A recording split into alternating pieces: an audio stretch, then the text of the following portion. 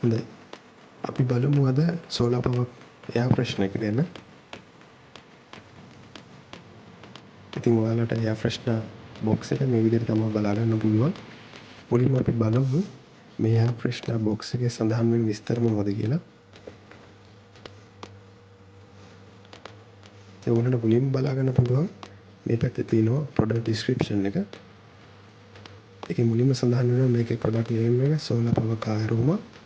Model එක XS 180ට මේක size එක තියෙනවා ඊට පස්සේ මිලිමීටර 60 සහ 60 විදියට.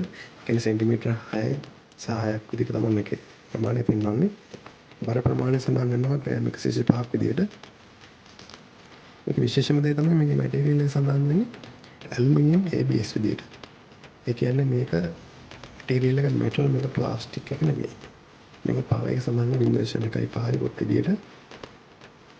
ඒසකොලි මේකත් වෙනම වලට බලන්න පුළුවන් මේක එල්ලපොලේ ලබා ගන්න පුළුවන් වර්ණ මුලින්ම තියෙන gold, blue, rose gold, black, red, purple සහ grey යන වර්ණ වලින් ඔයගලන්ට මේ ප්‍රොඩක්ට් එක එල්ලපොලේ ලබා ගන්න පුළුවන්. ඊට පස්සේ අපි මේ පැත්ත බලමු බලා ගන්න පුළුවන් මෙතන තියෙන විවරයෙන් මේ එයාර් ෆ්‍රෙෂනර් බොක්ස් එකේ තියෙන එයාර් ෆ්‍රෙෂනර් එකේ වර්ණය මොකක්ද කියලා. මෙතන තියෙන ඉන්ස්ට්‍රක්ෂන් අපි ඒක කරලා බලමු මේක සකස් කරගන්න කියලා. අපි මුලින් මේක අන්බොක්ස් කරගෙන ඉමු.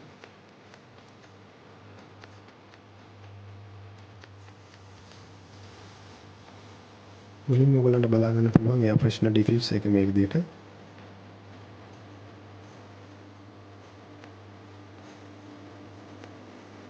ඊට පස්සේ ඔයගලන්ට බලා ගන්න පුළුවන් එයාර් ෆ්‍රෙෂනර් එක මේ විදිහට පැකට් එක තමයි එන්නේ. මේක සඳහන් වෙනවා ඔයගලන්ට පේන්න ඇති මේක ඇරවුම එක ලැවෙන්ඩර් විදියට. එතකොට ඔයගලන්ට මේක ලැබෙන්නේ ලැවෙන්ඩර් සූමින්. හරි. අපි බලමු මේක සකස් කරගන්නේ කොහොමද කියලා භාවිතයට කලින්.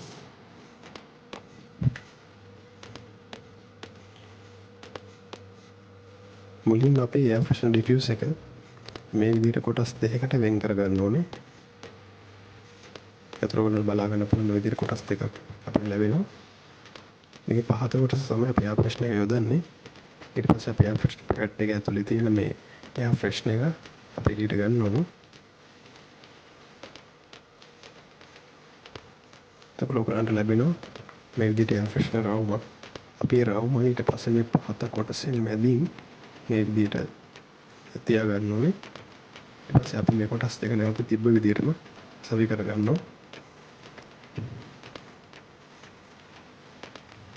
ඔයාලට මේ විදිහට තමයි ඊට පස්සේ බලා ගන්න පුළුවන් වෙන්නේ. එතකොට අපි මේක වාහනේ සවි කරනකොට මේ පහත තිබෙන ඩබල් ටේප් එක භාවිතයෙන් තමයි මේක මේ විදිහට සවි කරගන්නේ.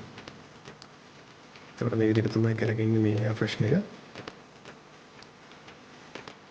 මේ එයාර් ෆ්‍රෙෂනර් එකේ තියෙන තව විශේෂ දෙයක් තමයි මේක සාමාන්‍ය එළියට ක්‍රියා කරන්න. මේක අනිවාර්ය ඉර එළිය අවශ්‍ය වෙනවා ක්‍රියා කිරීමට මේ මත තියෙන සූර්ය පැනලයේ භාවිතය. හරි අපි බලමු දැන් මේක කොහොමද ක්‍රියාත්මක වෙන්නේ කියලා.